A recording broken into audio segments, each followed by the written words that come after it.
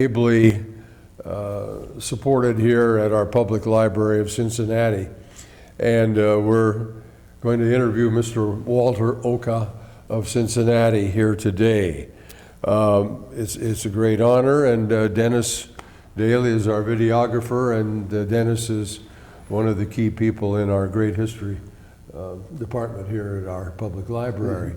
And you're going to get a DVD of this, Walter, and I've had the honor and the privilege of knowing Walter Oka, and we have, although we're miles and miles apart for many years, we do have something in common, and we're going to find out about that today. Walter, where were you born? I was born in the island of Oahu, and I live in the town of Waianae, but the hospital was in Ewa, so that's where that's where I was born. I remember that. Right. And that's interesting because in those days, Hawaii was not a state.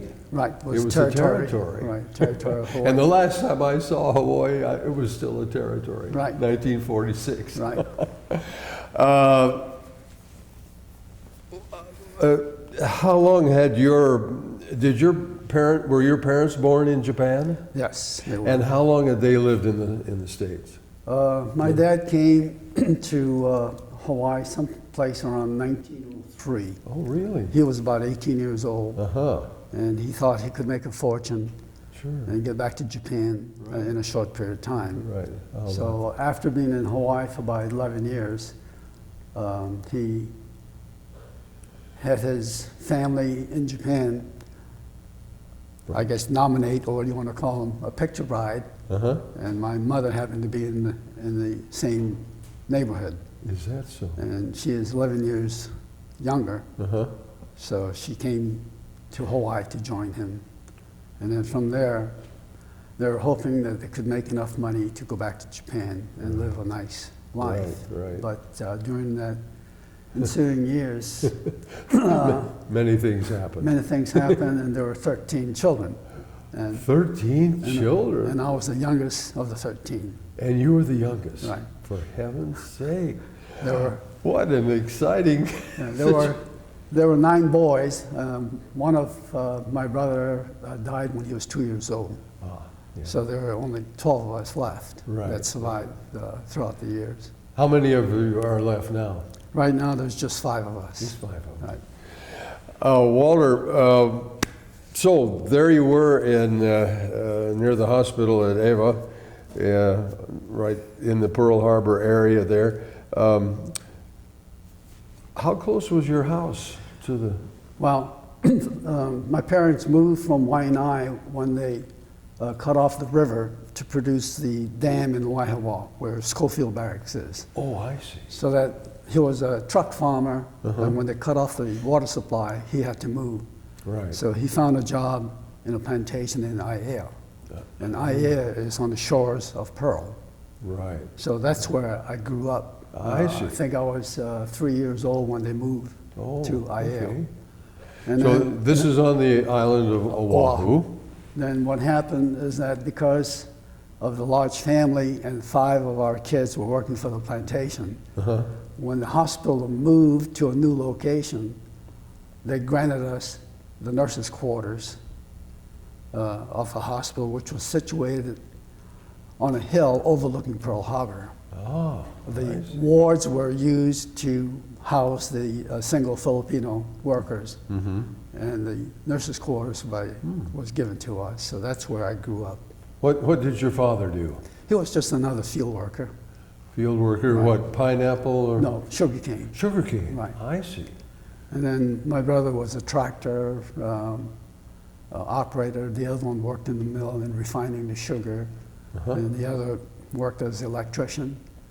And there was another one that worked, I think, as a laborer. I see.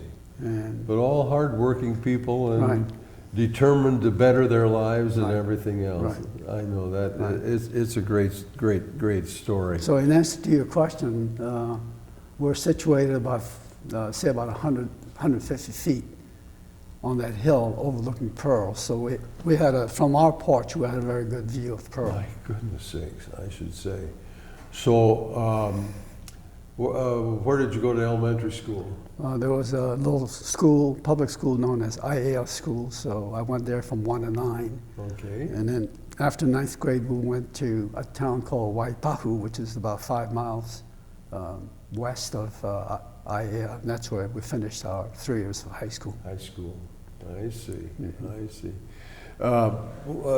As a boy growing up, aside from your family, which was huge, and the activity of your family, what interests did you have? Well, I was a kid, since we were right on the shores and the landing dock, there was a pier where the Navy used to bring sailors off so they can go to town and have a nice weekend. For liberty and so forth. So I used to sell newspapers, chewing gum, shoe shine. Is that so? And then when the fleet was out, the captain's or admiral's gig used to moor at the pier. Right. So I used to hang out there, make a quarter, so washing their clothes and that kind of stuff. So I knew, according to the mooring, I knew where every ship was situated. Exactly. And well, you know, you might have shined my shoes, because I got off there and take that little train, that open air train into town, you know, for liberty. Right. And the train master and the person that was taking care of the, I think, a water supply, built a little hamburger stand where they made a fortune. Where the sailors came by. They did, sure. Yeah. Boy, oh boy, that's great. Those are wonderful, wonderful stories.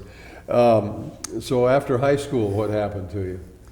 Well, what happened is that in August of 24, I volunteered for the United States Army. Okay.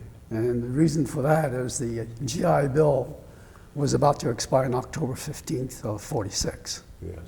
And there were 2 of us from our class that joined. The other guy went to the Air Force, and I went to the Army. You went to the Army. There were, I wanted to go to Europe because my brothers came back from Europe and was telling us about And they'd been in the 447. Right. So listening to the story, I wanted to go to Europe, but I found out that the theater was closed. So the only theater open was the Caribbean, the United States, continental United States, Alaska, or Japan. I see. And my mother said that if you're all going to volunteer, you got to go to Japan. So that's what I did. So I signed up for 3 years, hoping they promised me that I'll get to the medical corps. I see. Okay. Now, let's zero in on December the 7th, 1941. Okay. Tell us about that day when you got up in the morning and everything. Before I get into that, I'd like to cover certain things. Absolutely. I may have to read this, but it's okay. That's swell. This is just a background to give you an idea of the activity that was taking place with the military. Okay. Sometimes in March of 38, the Navy had a maneuver in the Hawaiian waters. Keep in mind that the headquarters for the Navy was San Diego. Yes. And Hawaii was just another stopping point. So after the exercise, Admiral King on the USS Saratoga, aircraft carrier, decided to raid Hawaii to see what happened. And they caught the Hawaii command flat-footed. Absolutely.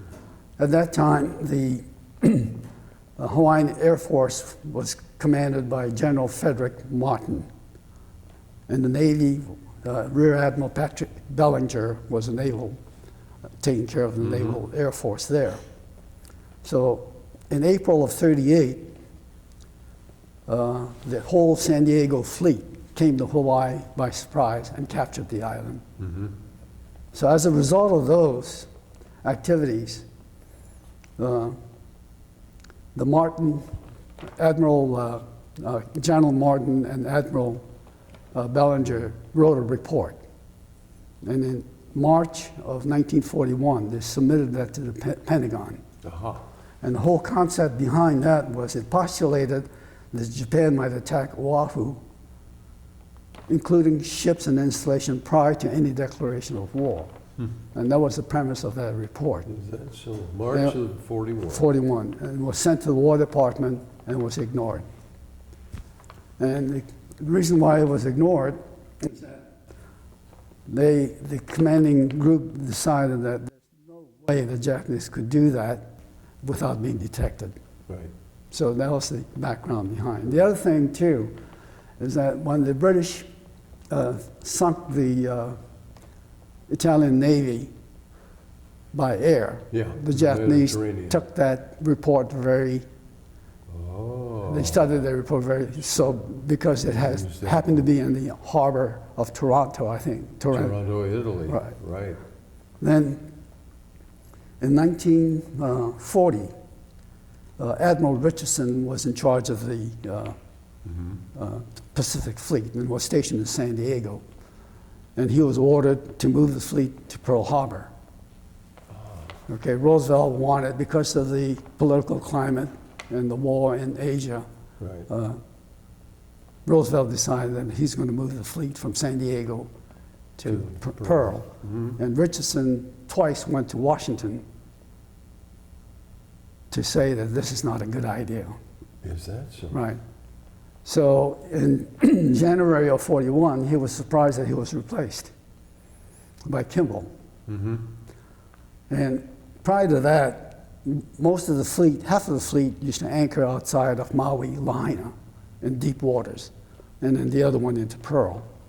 So by the end of 1940, Richardson decided that he should bring the fleet into Pearl Harbor instead of Maui, because if anything is sunk in Maui, they won't be able to recover it. Right. So from there, they had all these things going on. Okay?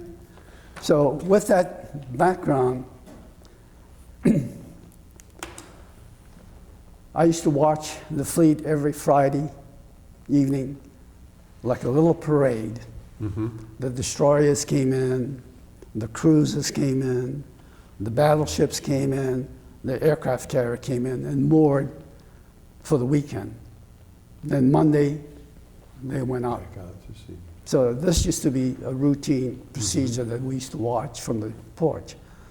Then, I guess during the 38 exercise and subsequent to that, we used to watch on the porch and see, I presume it's either the Air Force or the Navy, came by every Sunday morning, practice dive bombing. So we used to watch that and say, whoa, this is interesting. So when December 7 came, we heard boom, boom, so we ran out the porch. And there we saw the plane circling around, coming down, bombing. On the ships. And the first thing that came to my mind was, boy, the Army is really mad at the Navy. They're really dropping real bombs. Yes, that's so. And then when the plane flew over our house and I saw the Hinotama, the meatball, we decided this was a real attack and this is Japan. Did you have any contact with other Japanese-born people on the island and so forth? Were there a lot of you around? Yeah, the island of Hawaii was populated with about I'd say over 1/4 of the population were Japanese. At that time? At that time. That's interesting. So go ahead. what happened is that as I looked at Pearl on the right side of Ford Island, I could see a mass tipping. And there was the practice target ship USS Utah that went. And on this side, I saw the Oklahoma starting to list. Evidently, the torpedo bombers shot torpedoes and sunk those. And within 8 minutes, you can see the thing goes, which was surreal to me because, watching that thing, you say, oh my. Then in the background. I can imagine how that affected you. Right. I couldn't believe what was happening. To give you an idea, this is the picture of Pearl Harbor on my fingertip to my right. On the shoreline there, that's where I lived, and that's where I observed Pearl Harbor taking place. In this area right in right here.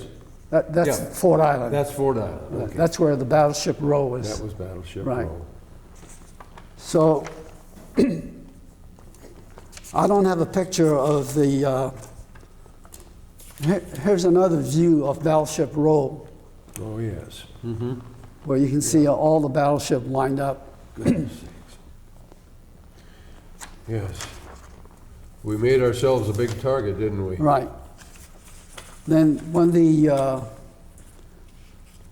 later on I found out this was the USS Shaw, but when this thing exploded, it was really spectacular. Yes. And when I saw the picture, I said, boy, this is, I don't know who the photographer was, but he took a great shot here. Yeah. This gives you an idea of what happened at the first attack. As you can see, you could hardly see any ack fire. Right. So that the Japanese had a clear shot of Pearl without any opposition. Complete surprise. Complete surprise.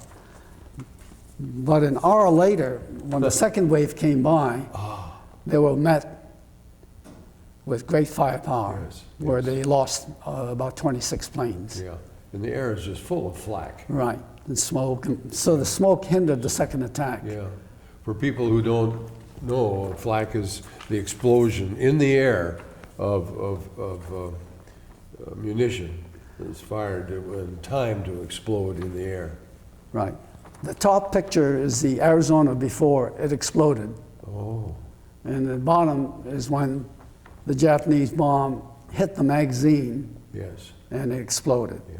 And that explosion was something that I'll never forget. Oh, And that even though I was a mile away, the concussion just took me back. I could feel the pressure hit me right in the chest. Right. And the sound was cop, pow! That's amazing. Unbelievable. That was really amazing. Now, your parents were there. Right, but on the porch, my dad, myself, and my sister, and my other brother were standing there watching this whole thing.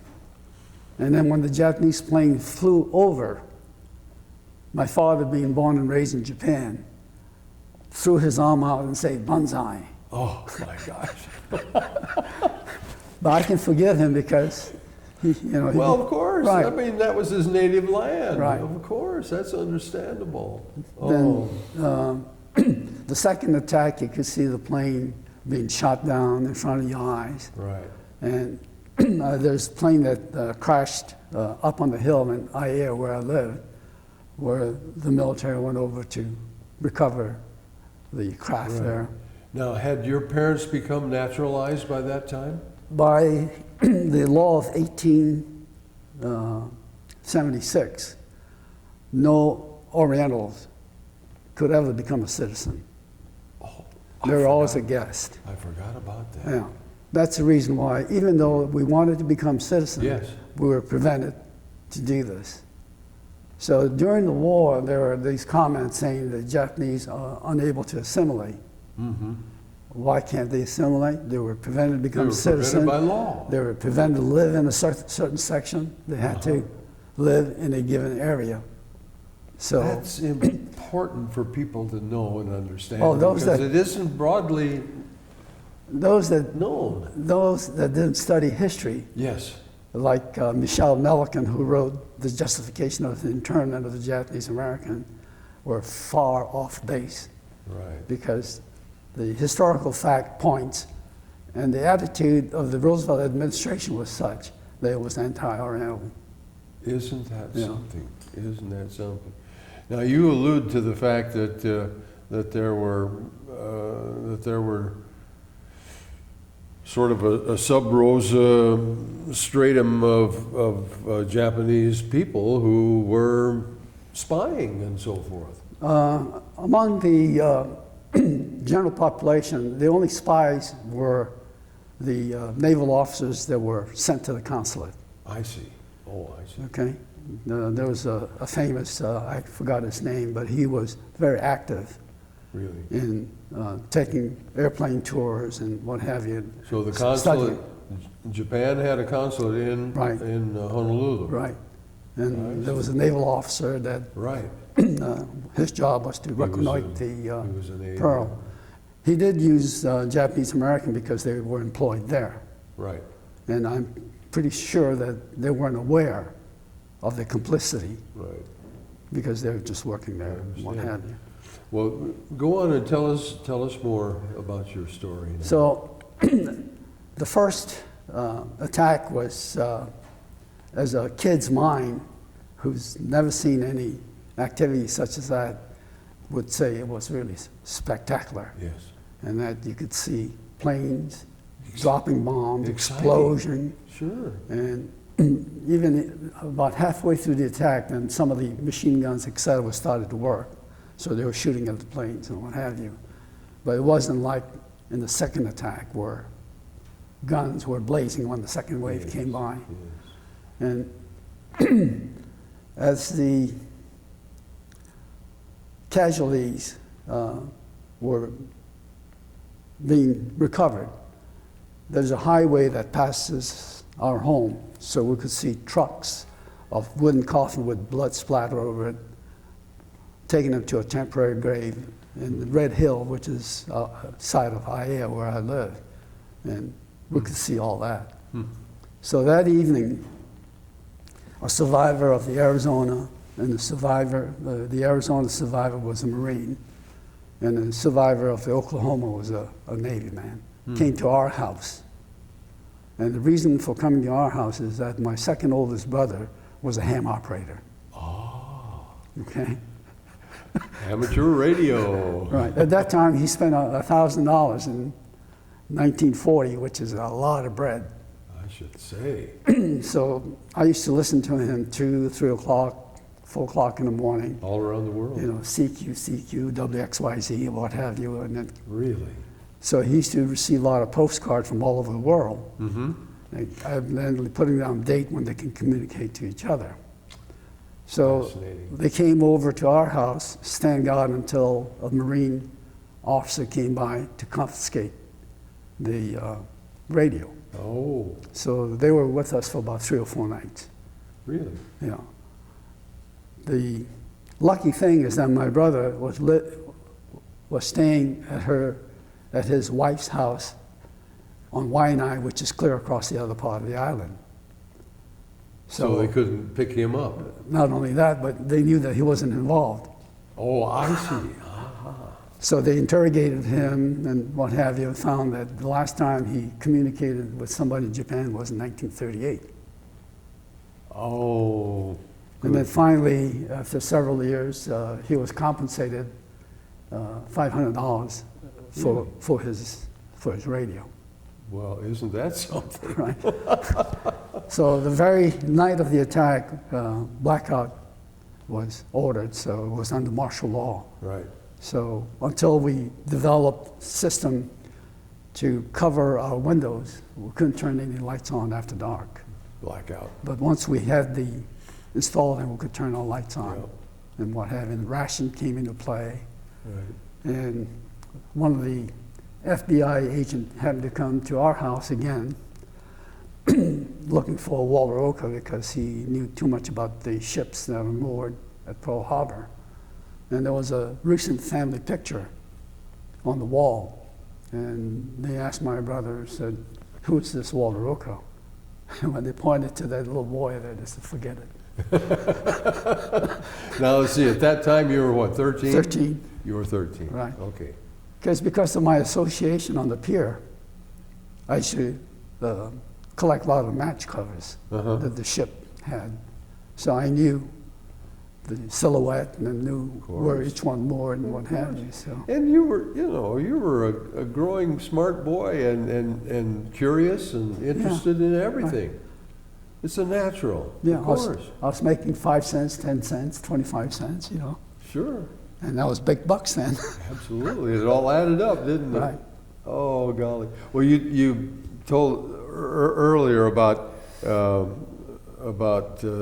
seeing all this terrible, terrible activity. Did you see Japanese planes shot down and all that sort of thing? Right, right in the channel, you could see flaming plane. Yes, going into the going water. into the water.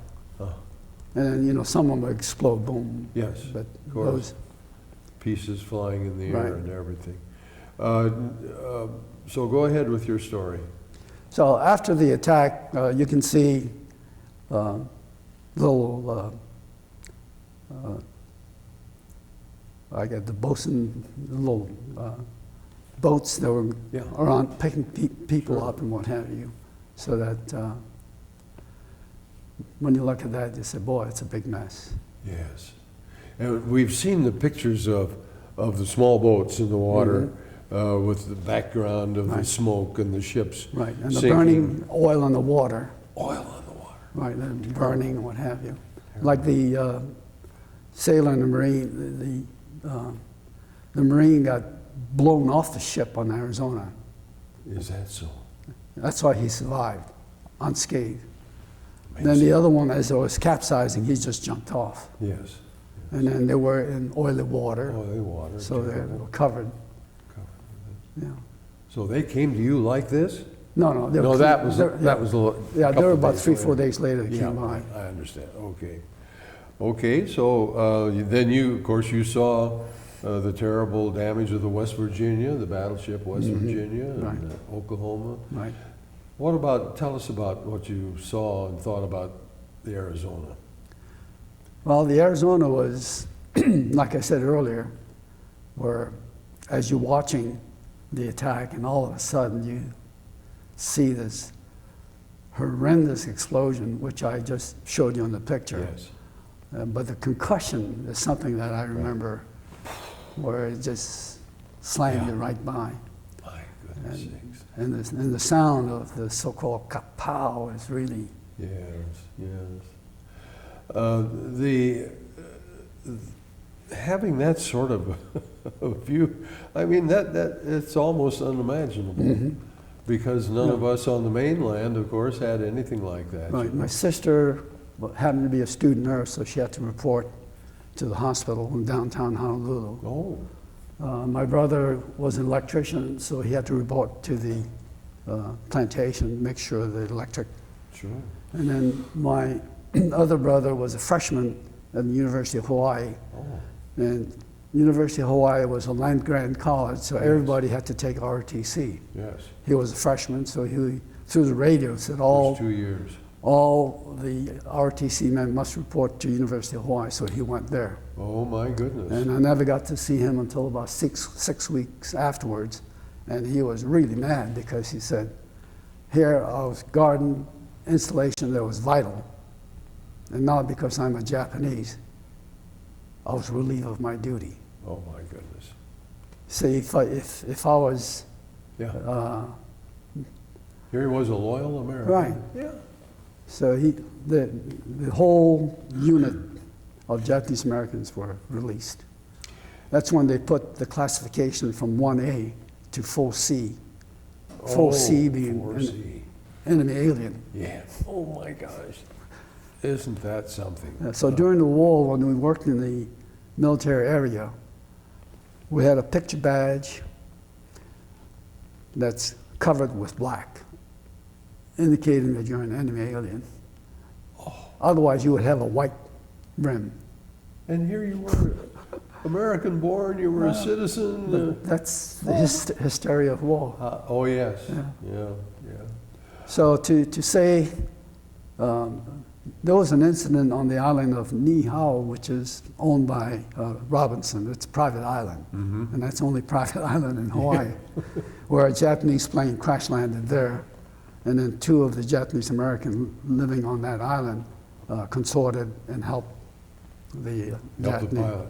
Right, and they were killed by the native. Oh, they were? Yeah, Oh, my goodness. but those are the only American Japanese that so-called Yeah. aided and abetted. The rest of us. Oh, I see. And within that 24-hour period, the FBI already had information of all the so-called suspects. There were school teachers, Japanese principals, Buddhist priests, radio commentators, radio station operators. These were all corralled within the first 24 hours and put on Sen Island and Honolulu, which is another camp where they placed all these people. So there were about 2,000 of them. Really? And the FBI agent by the name of Sherry testified saying that there were not a single act of espionage or sabotage among the Japanese American on the island of Hawaii, which Secretary Knox of the Navy didn't believe and fabricated his report when he went back to Washington and say that the spy system was rampant in Hawaii. So, which is found to be false through time, but Oh, yes. Yeah. at that time he really But- stirred up the hysteria. Too late, of course. So sad. So that even when General Edmonds took over the command, there was that rush from Knox and all of his other congressmen to ship all the Japanese on the island to the mainland.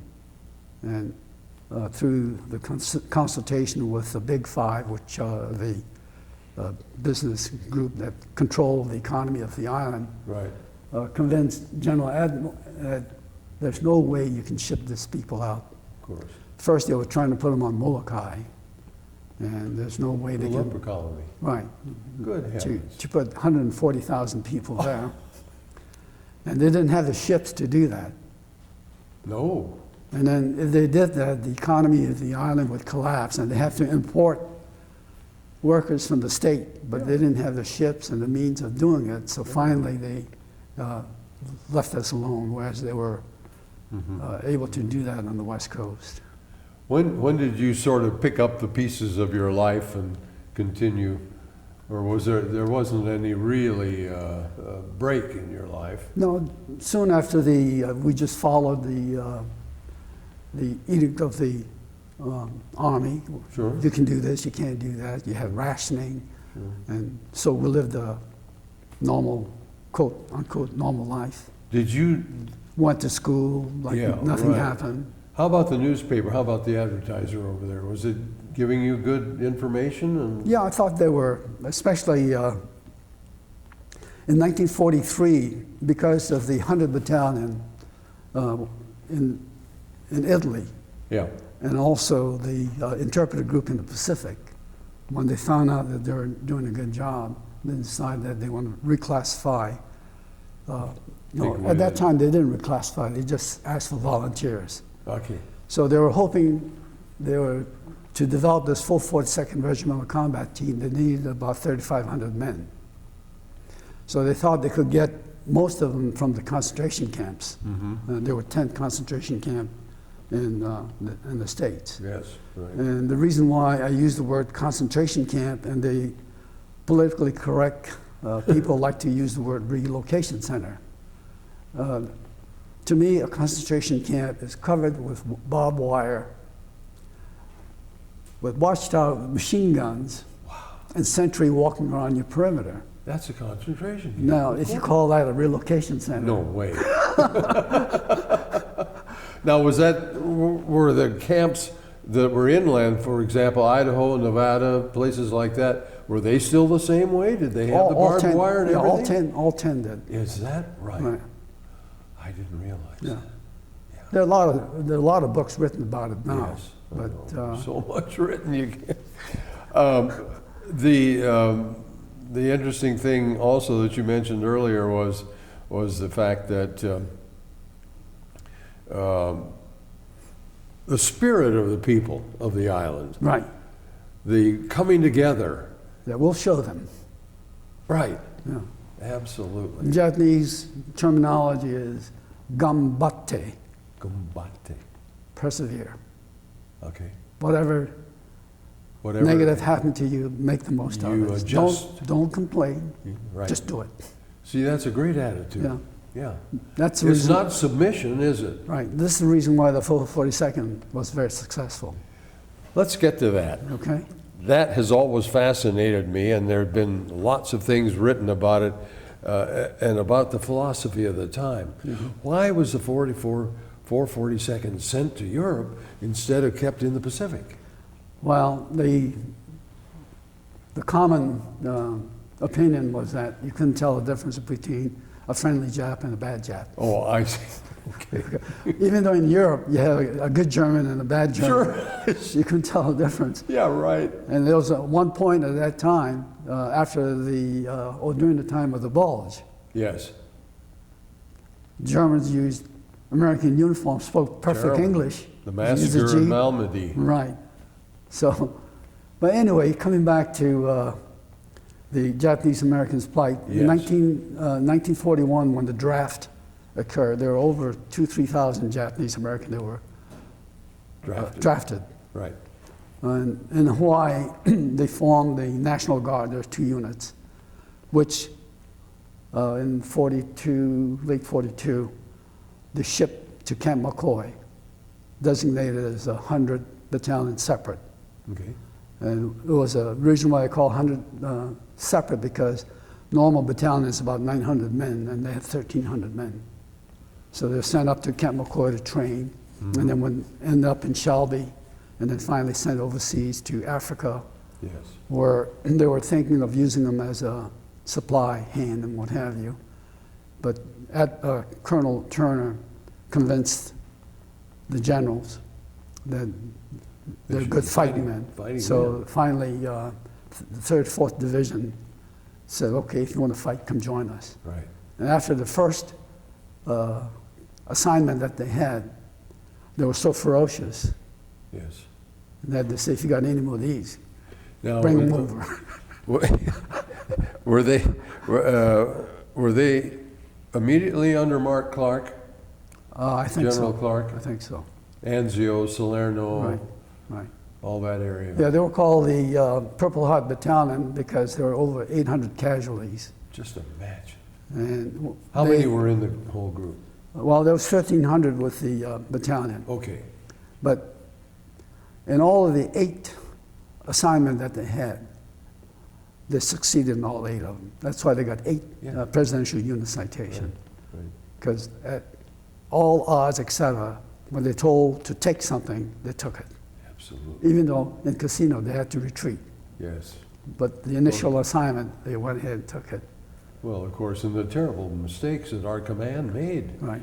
particularly at Anzio and then...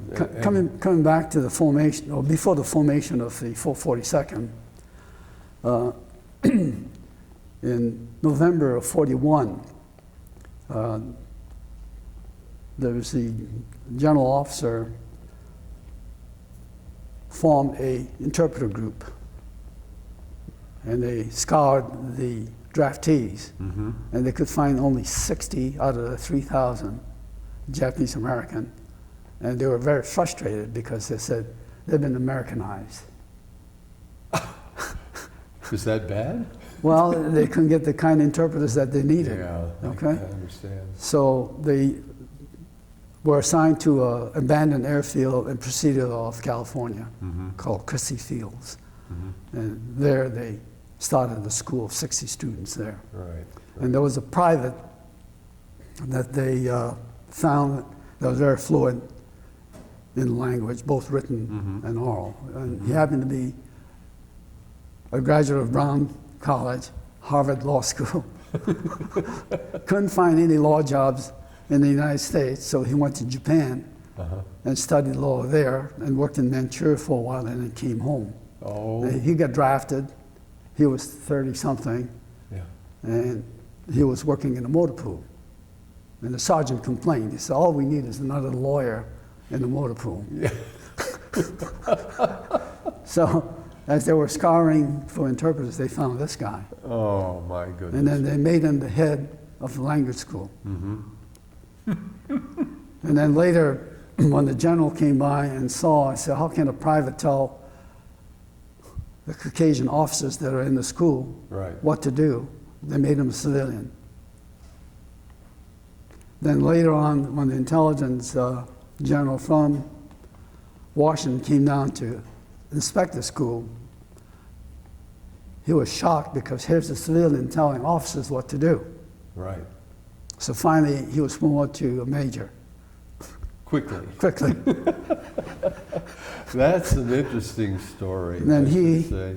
was responsible. Then from there, because of the climate, they shipped them to Fort Snelling. That's where the language school proliferated. Right. So during the war, there were 2,600 Japanese American in the Pacific. Really? Yeah. I didn't know They that. were in Tarawa, Yes. Macon, Yes. Kwajalein, Guadalcanal, any island you name, there were a Japanese American, either at headquarters or in a division or in a company working. I didn't realize that. And- That's interesting. At that time, a lot of the Marines were killing the Japanese as they captured them. Yes. And they had to convince them not to kill them because they can get some information. Of course, absolutely. Get the intelligence. Now, the shooting down of Admiral Yamamoto was due to a couple of those listening to the radio Uh-huh. and find the location All right. and send it back. That was an amazing thing. And, you know, they called it the eye of the needle. Right. Then the other thing that people don't know about is when you talk to a Navy man, they know about the Mariana Turkey shoot. Oh, yeah. I Okay. was there. Right. Now, how did this happen? There was a briefcase lost by Admiral Fukudome Yeah. Uh-huh. in a rainstorm, etc. They crashed, and so they picked that up and sent it back for translation. Wow. And that told exactly the plan, what date, what time, what Where they ships were going to be. we're going to be. So they sent that to Admiral Nimitz, Yeah. and he was ready. Sure. Sure. Yeah. I was there for that. But the thing is, because only in 1972 it became public Mm-hmm. that there are Japanese American in the Pacific as interpreters. Yeah. They didn't know anything about it. Yeah. Like in the Maryland Marauders, there were 14 Japanese American in their unit. Just imagine. You know. How about And one of them almost got court-martialed because he impersonated a Japanese colonel Uh-huh. and captured 14 Japanese. Oh, my goodness. Walter, before we run out of time here, we need to know more about you. Now you were, you know, in 1945, you were 17 years old. Right. So you were old enough to go in the Army, or what? If I volunteered, yeah. You volunteered? No, if I volunteered. But before we get to that, Oh, okay. on the 442nd, Yes. they tried to get 3,500 from the concentration camp, but they only got 1,500.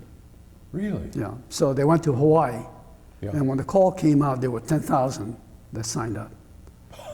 Seven of my brothers signed up. 7 of your brothers. Right. And of that 10,000, they selected 2,600, Uh-huh. and 3 of my brothers were selected. Now, did they both return? All 3 of them All returned. 3 of them returned. Right. Wonderful. Then after my other brother lost his deferment, Yeah. he got drafted, but he was stationed in Hawaii. Oh, he was. So there are 4 of them. Then I volunteered. There are 5 of us Okay. out of 8 that serve in the United States Wow. Army. That's an honor. And we have a tradition. My son was in the Navy, Mm-hmm. was a P-3 pilot. He got kicked out of the Navy when Clinton downsized the Navy. Yeah. He wanted to stay in, but because he wasn't a regular Navy, Yeah. they didn't keep him. My daughter was with the Air Force, Really? captain when she left the service there. Isn't that something? Right. And the daughter that was a captain is married to another officer who retired as a lieutenant colonel in the Air Force. And my youngest daughter married a U.S. Army who retired as a light colonel You have last year. So we have that. And What then I have nephews that were in the military also. Sure. So that's the background. Oh, what a great tradition. Yeah. What a great patriotic tradition that is. I mean, you're an outstanding example of patriotism. That, Now, coming back to me, as I said earlier, in '46, I volunteered Yeah. to go into medical corps to Okay. Japan. So in November of '46, after 8 weeks of training in Schofield, we were shipped out to Japan. Schofield is the Army barracks there Right. at Pearl And Harbor. from there, it took us, I don't know how many days, 18, 20 days to get to Japan. We zigzagged all the way through, had Thanksgiving twice, Yep. but the feast only on the first one, Across but the not the second. international date line. And went to Incheon, Korea. We dropped off a contingent of Air Force men. I We were see. still in khakis, so we were freezing our butt. Ooh. Then from there, we went to Yokohama, where we got left off, and went to Zama, which is the replacement depot. So while being there, somehow they start to interview every person that had a Japanese surname. So they called me to this office, two Japanese American talking to me in Japanese. They wanted to see how much proficiency I had in Japanese. And after the interview, said, "You know, were you good in Japanese?" No. Said, you have enough knowledge that we want you." And they point out certain terms and say, "This term is really Hawaiian, this term is really Chinese." Oh, I see. "This term is Portuguese." Right, all the mix. Right. But he said, "You have enough background that we're going to take you into the military intelligence service." Right. So from there, they shipped us to Tokyo for 1 month to be indoctrinated into military Japanese term. And then from there, we spent 2 weeks in Kyoto and ended up in Kyushu near Sasebo. There's a little island called Hario Island. And that's where they were repatriating all civilian and military personnel that were coming back from the Southeast Asia. So they're coming from Netherlands, East Netherlands, from Indochina, from Taiwan, what have you. So we were interrogating some of these, getting information about their condition and all that kind of stuff. So that was from January of 47 till April 47.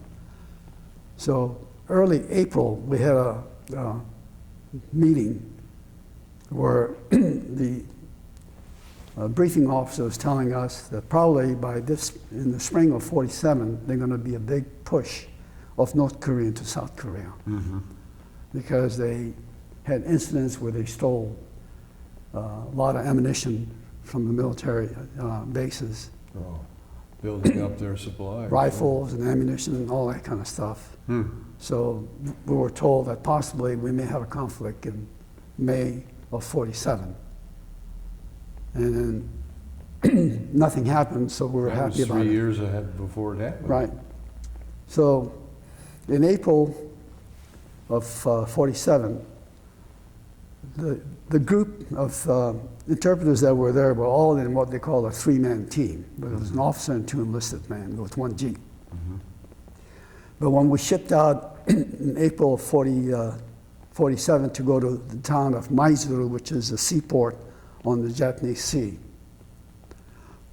we were formed into 2 units. It's called the 354th and 355th Headquarters Intelligence Detachment.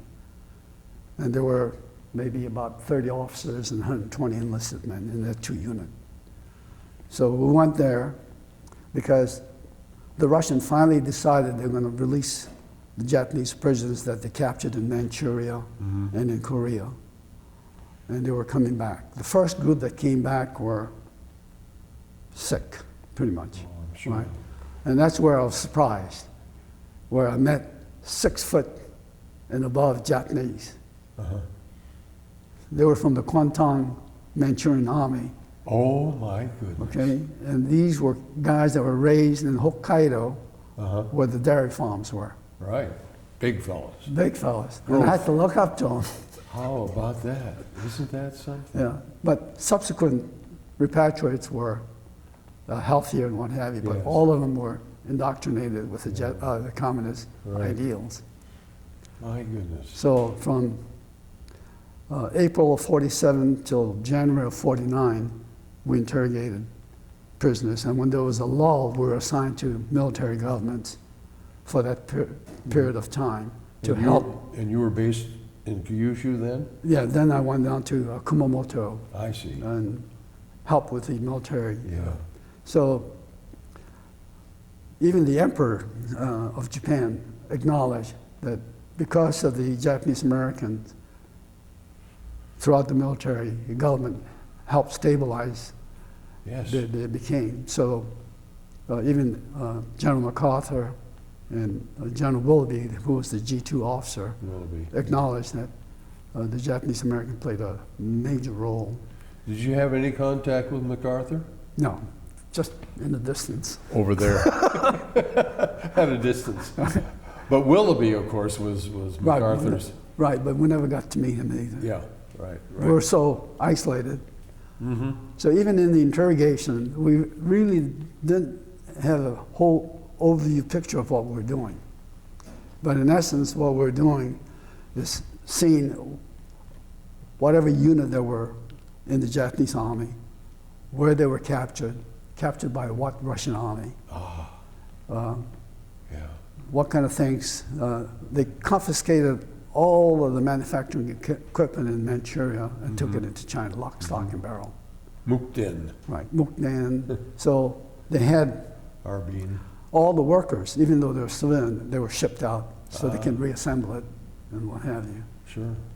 How about And then most of them were, those that we interrogated worked in logging units and what have you. Mm-hmm. And that's when the unit had an X number of things that they had to do for a day. If they finished that assignment, they got regular ration. If they went beyond that, they had a little extra ration, but the next day assignment was that new quota that they Right. did. But now, of course, in the occupational forces, you had American Chow, didn't you? I mean, Yeah, we're regular GIs. So- regular GIs right. and So we're assigned to an infantry company I see. that provide us ration quarters. Ah, I see. Yeah. Okay. That's why we're a detachment. Sure. But during the lull, we got to travel, went to Kyoto, went to Osaka, Nara, and I went down to Hiroshima to visit my relative who lived about 2 miles inland. Did you get over to Okinawa? No, Hiroshima. I was So saying, that's when I took a lot of pictures showing the devastation I see. Right. of Hiroshima there. So you got to see your forebears Right. in Japan. Who were That's when I found out my name was not my name. really? Tell us about that. My grandfather's name is Inoue, Inoue, right, like the senator from Hawaii. right, but no relation. No relation. And what happened is that he had a neighbor farmer by the name of Oka, Uh-huh. and they were childless. So they asked my dad if they could propagate that. Oh, So that's how we got the name. But I didn't know that until I went to Japan. for heaven's Then I sake. met my uncle who married the only child. They had no male, so he took the name of his wife. He took the name of his So evidently this must be a tradition in Japan that they, Uh-huh. because the name seems to be very important. That's fascinating. Yeah. Oh, my goodness. Well, look at you. When did you come to Ohio? I came here in September of '51 because I was accepted to UC. Ah, And then I stayed here, met a girl here, and I never Yeah. left. how about that? What did you study at UC? I studied in zoology, hoping to get in med school, Uh-huh. but I wasn't bright enough, so I didn't get in med school. Oh, I can't believe that. I ended up working in the medical laboratory field, Ah, I see. And that's been your professional career. right? So there was a master's program that I went into and got my master's. Wonderful. And Did you teach? I was with the Hawkswood Blood Center at that time. Was called the University of Cincinnati Blood Transfusion Service. You must have known Dr. Hawksworth. Hawkswood was my boss. Isn't that It was something? cantankerous but nice. Being a surgeon, I guess you have to be. Yeah. So I was very pleased that they named the blood center Yes, I for should him say. because Have you had any connection with Hawksworth since? No. Yeah. Since I left it, Yeah. I go over it. it's a whole new Yeah. ball game right now. Well, it is, of course, and and it's a tremendous agency there now too. But anything else that comes to mind about your life around here? I just got 8 kids and 18 grandchildren, all being successful. Any great grandchildren on the way or Not yet. anything? Now, the oldest grandchild is 21. Oh, I see. Yeah. She's got a full scholarship at UC in graphic design, so Graphic design. yeah. So he's in the She, DAAP. yeah. She. She is. Oh, isn't that wonderful? She's following the footsteps of her uncle. Her uncle graduated from the AAP as a graphic designer. He tried to discourage her, but she went on anyway. It's in her blood. Yeah. She might even graduate summa cum laude like her uncle. I don't know. Oh my goodness. Oh, that is just wonderful. Yeah. Well, you know, looking back, any reflections that you have about the war period and? No, the only thing I can say is that it's, well, I don't wish everybody to live it, but it's an experience that it's unforgettable, and I think I learned a lot from it. Oh, yes. And have a different perspective. Yes. I felt at the time that I served, and I was in 4 years in the Navy, and it was an exciting time. Yeah. And I'm sure you felt that way. And what you lived through and what you saw with your own eyes, it just is amazing. You know, like, for instance, one of my brother who was in Company F in his first battle, he was in a little shallow, about 1.5 foot foxhole. And after the artillery bombardment, he was buried. His arm was sticking out. The sergeant had a habit of checking on his men, so he found him and dug him out. And he found out that the shell fell right in front of him. But because he was in the foxhole, yes, all he had was a concussion.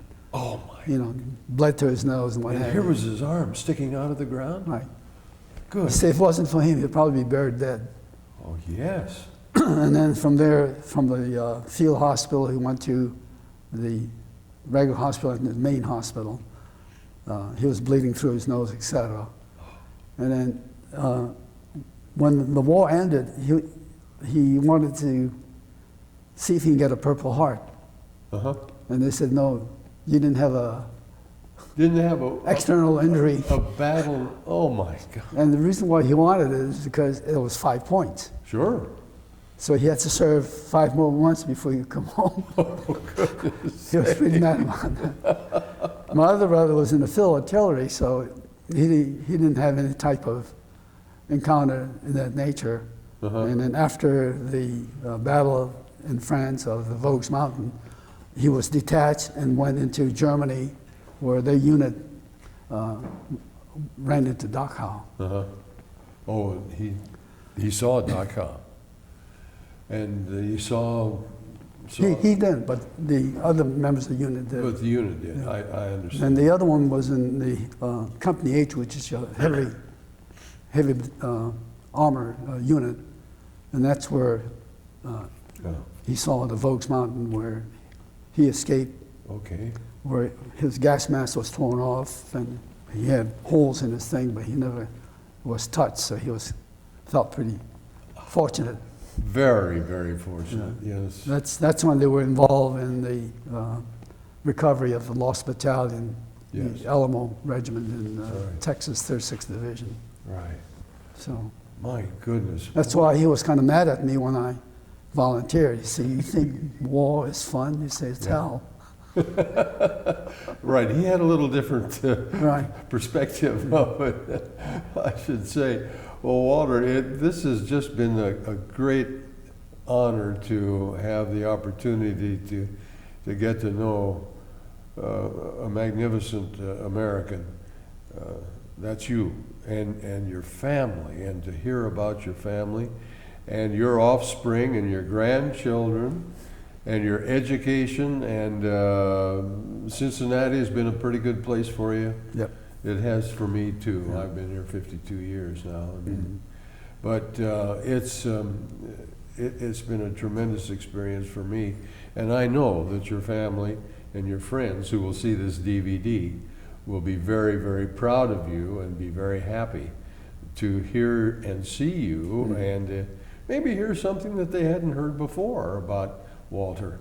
Uncle Walter, grandfather Walter, and born Inoue, but became Oka. Right. That is a most unusual thing as well. We thank you so much, sir. God bless you, and thank you much. We'll keep them flying. Okay.